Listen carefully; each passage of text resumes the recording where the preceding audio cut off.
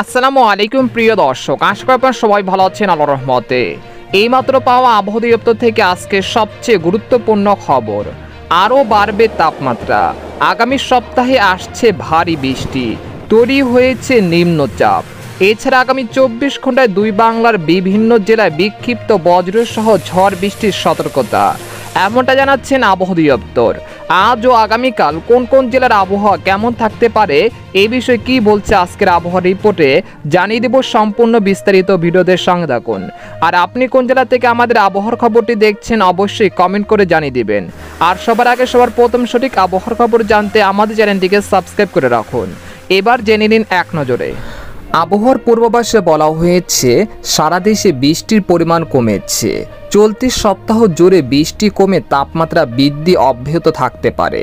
তবে বর্ষাকাল চলায় দেশে দুই এক স্থানে বিক্ষিপ্ত মেঘ তৈরি হয়ে খুব সামান্য বৃষ্টিপাত হতে পারে বলে জানিয়েছেন বাংলাদেশের আবহাওয়া দপ্তর। এছাড়া গত 24 ঘন্টায় দেশের সর্বোচ্চ বৃষ্টিপাত রেকর্ড করা হয়েছে সিলেটে 95 মিলিমিটার। আর সর্বোচ্চ তাপমাত্রা ছিল খুলনার যশোরে 37.8 ডিগ্রি সেলসিয়াস। এদিকে আবহাওয়ার আরেক সতর্কবার্তায় বলা হয়েছে বর্তমানে দেশের অধিকাংশ এলাকায় মেঘমুক্ত।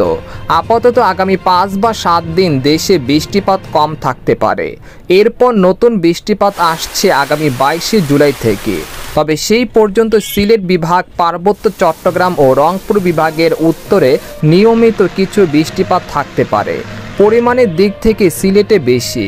এছাড়া দেশের অন্যত্র ক্ষুদ্র ক্ষুদ্র এলাকায় স্বল্প স্থায়ী বিক্ষিপ্ত বৃষ্টি হতে পারে। তবে বেশিরভাগ এলাকায় বৃষ্টিহীন থাকতে পারে। এতে করে আজ থেকে আগামী 20 জুলাই পর্যন্ত আর্দ্রতাজনিত অস্বস্তিকর ভ্যাপসা গরম বা ঘামযুক্ত আবহাওয়া থাকতে পারে। এদিকে বন্যার পূর্বাভাস। গাইবান্ধায় সব নদ নদীর পানি কমতে শুরু করেছে। জেলার 4 উপজেলার চরাঞ্চল ও নিম্নাঞ্চলে প্রায় 60,000 মানুষ ও 50,000 গবাদি পশু পানিবন্দী হয়ে পড়েছে।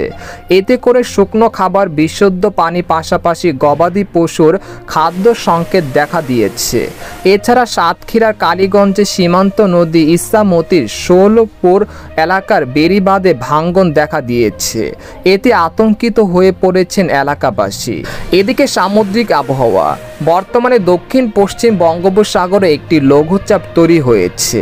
এই কারণে দক্ষিণ পশ্চিম মধ্য বঙ্গোপসাগর বেশ উত্তাল রয়েছে।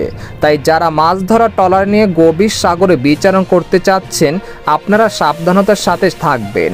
এছাড়া আগামী দিনে বঙ্গোপসাগরে 3 নম্বর স্থানীয় সতর্ক সংকেত আসতে পারে। এই পরিস্থিতি চলতে পারে জুলাই মাসের 22 তারিখ পর্যন্ত।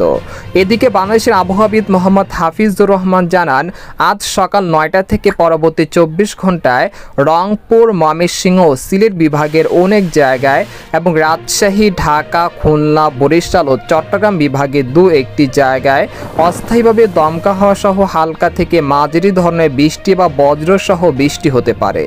সেই সাথে রংপুর, ময়মনসিংহ ও সিলেট বিভাগের কোথাও কোথাও মাঝারি ধরনের ভারী থেকে ভারী বর্ষণ হতে পারে। এ সময় সারা দেশে দিন এবং রাতের তাপমাত্রা সামান্য বৃদ্ধি পেতে পারে। পরবর্তী 5 দিনে অর্থাৎ আগামী 22 জুলাই থেকে দেশে বৃষ্টিপাতের পরিমাণ বৃদ্ধি পেতে পারে। তো এই ছিল খবর। এরকম লেটেস্ট আবহাওয়ার খবর জানতে আমাদের সাথেই থাকুন।